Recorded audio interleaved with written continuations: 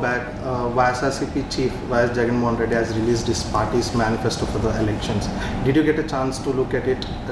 What do you have to say on that manifesto? I mean, if you look at the way his governance is, he keeps saying he has pressed a button. But the responsibility of a chief minister is not just about pressing a button. It's about creating an ecosystem, creating jobs, investing money in capital expenditure like roads, giving basic necessities like drainage, drinking water to every house. I mean, he's totally failed at that. And that's reflecting in this new manifesto. You know, there's no forward-looking statements on where he wants to take the state, what he wants to do. So it's nothing but pure shallow promises, which will again create an inflationary situation in the state of Andhra Pradesh. But sir, he is banking on the welfare schemes that, sir, he is saying that I bought DBT, whereas TDP tenure, it was not there and I initiated it. So people have to vote for me to continue it and TDP will stop if it comes to power. This is what he is claiming.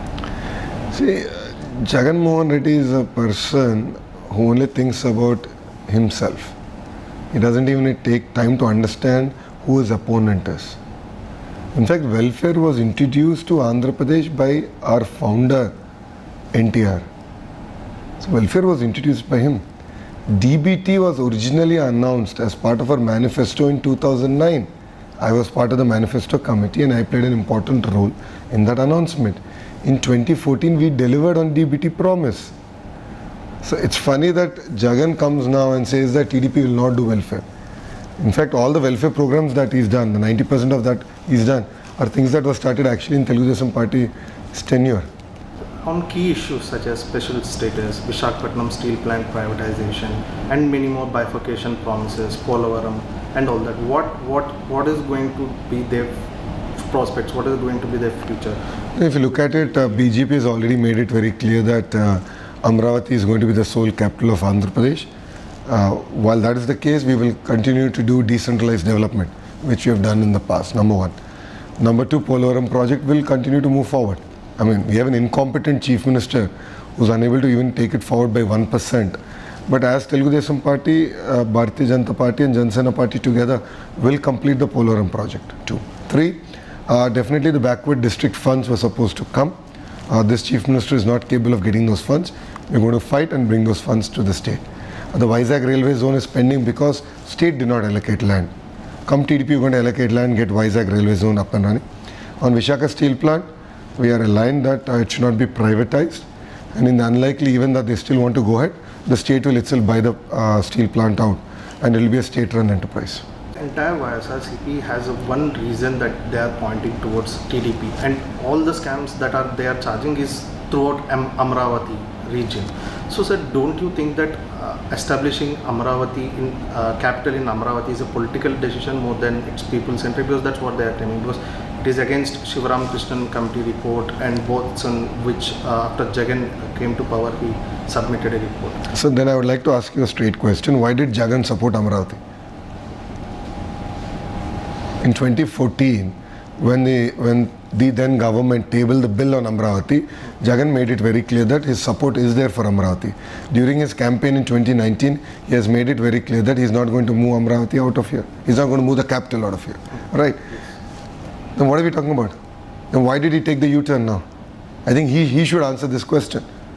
When people of Andhra Pradesh have agreed for it, when all the legislators voted in favor of it, and the Honorable Prime Minister came and laid a foundation stone here in Amravati, how can he take a U-turn now? And Telugu Desam Party is very clear. There should be one capital, for ease of governance, but development should be centralized, and we've done it. We got Kia to Anantapur, we got electronics manufacturing to Chittoor, we got IT to Visakhapatnam, we got renewable energy and cement factories to Karnool, sporting infrastructure was pushed forward in Kadapa. So we've done a lot of good work. So you should ask this question actually to YCP and not to TDP. I'll definitely answer. Sir, one thing, sir, your red book, there is a lot about your red book, the book you also pointed out several times that when TDP will form the government, you are going to charge all those officers and bureaucrats who are acting against the constitution. What is all about that book, sir? Can you please tell? So in the last 5 years, there's been nothing but constitutional breakdown in the state of Andhra Pradesh. reasonably the only institution that is protecting the state has been the High Court. Because we have a tyrant administration which is taking insane decisions, which is against the interest of the people, against the interest of media. Now they have a GO which gags media on circulating certain information. They used the same yardstick against leaders. They attacked our party office, they attacked our residents, they've attacked me personally during my Padayatra, they've attacked Mr. Naidu, and they foisted attempt to murder case against Mr. Naidu. How ironic is it?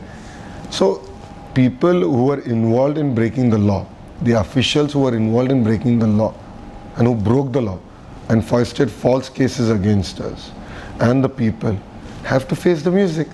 And that's exactly what I've been telling. So officials who broke the law, we will definitely take it up seriously. There is going to be a judicial inquiry tomorrow. If need based, if the inquiry comes out clear, definitely we're going to take action on them. We're going to dismiss them from service and send them to jail. That is the parameters that the law gives us to do. And I'm going to use it. Why shouldn't I use it? Is it not going to be a revenge? It's yourself. How is it revenge when someone breaks the law? When someone breaks the law and I'm going to put a judicial inquiry on it, then how can it be revenge politics? So you're saying that let them break the law, it's fine, we let them go. Is that where we are heading as a nation? Then why should we even have a constitution? Then any government can do anything. Tomorrow Telugu Desam party can come and say opposition leaders are not allowed to step outside their house. Well, are we going to accept that? Absolutely not. So therefore I think the law should be equal to everyone. The law cannot be used as relatives for a certain political party, and the law is being used against certain political party or even public. I think it's very unfair. So one more thing about YS Jagan Mohan Reddy and Sharmila. You have been closely watching, I mean, you have tweeted also 2 days back about YS Sharmila being attacked by YSRCP leaders verbally and all that. So what do you have to say on the showdown, brother-sister showdown? See, the reason for the showdown, I think you need to ask both of them. They'll be able to explain it better. But I think the way she's been treated has been very unfair. I think she's realized it now. Sharmila Garu has realized it now. Women of Telugu Desam party, my mother, my wife, they have been abused. Fake videos, deep fake audios have been released against them. So YCP is habitually offending women. Anyone who stands up for the state, they're being abused. Social media volunteers, women who volunteer for TDP, their photos have been morphed and they've been posted by YCP and their allied handles. So Sharmila Garu is facing the music today. We've been facing this music for the last 4 years and 11 months. So I stand in solidarity with her on this issue. Because as a woman, she is also being humiliated, targeted. So we know the pain and suffering. I know what my mother had to go through. So it's very unfair. So one more thing, the government advisors of YSRCP tenure, you are criticizing them, Sajjala Ramakrishna Reddy and many other government. What do you have to say about them? What's the issue with them? So why do we have an advisor? The advisor's role is to aid the ministers to create better policies or to promote the state, bring about investments based on their experience and their network. Now, what does Sajjala Ramakrishna Reddy have to offer to the state of Andhra Pradesh? He was nothing but, he worked in Sakshi, for crying out loud, which is the paper solely owned by YS Jagan and his family. He worked in that paper and then he came and joined the government as an advisor. And he's drawing lakhs and lakhs of salary. He has a cabinet rank, and on occasions cabinet notes are being routed through him, which I think is very unfair. So on what basis did Jagan nominate Sajjala as the advisor? And it's a matter of fact that Sajjala is directing DIGs, IGs, DGP to harass TDP cadre, TDP leaders. So he is nothing but an extra constitutional body. So he has no experience, he has no background, and is merely used as a tool to weaken the ministers and to centralize power to the Chief Minister's office. So, sir, after win in Mangalgiri, if you win in Mangalgiri and if TDP forms the government, you are going to take the party reins ahead? Maybe I mean, in 5 years? I am the General Secretary of Telugu Desam Party. Full charge? I am the National General Secretary of Telugu Desam Party, and that is full charge work. There's specific. You are going to this phase of TDP in 2029? Well, our face of TDP is Mr. Chandrababu Naidu. There's no second thought about it. And I'm here to strengthen the party. I believe a lot more reforms have to come within the party. And Telugu Desam Party is a highly democratic party. So if I want to bring in anything, I have to fight 10 times harder to do it, which I think is fair. It's good to have a very solid debate and discourse even within the party. And I would like to dedicate the next 5 years of my life to strengthening the party further, because I truly believe that Andhra needs Mr. Naidu's governance for at least 10 years to get the state back into the right shape. So you see, sir, the alliance will go long term this time? Absolutely. Jana and BJP? Absolutely. How do you see your relation with Pawan Kalyan and also your relation with NDA leaders, sir? It's been fantastic. When Mr. Naidu was arrested, the first person to call me was Pawan Kalyan Garu. And he told me that he'll be like my big brother, and any help I need, I should reach out to him.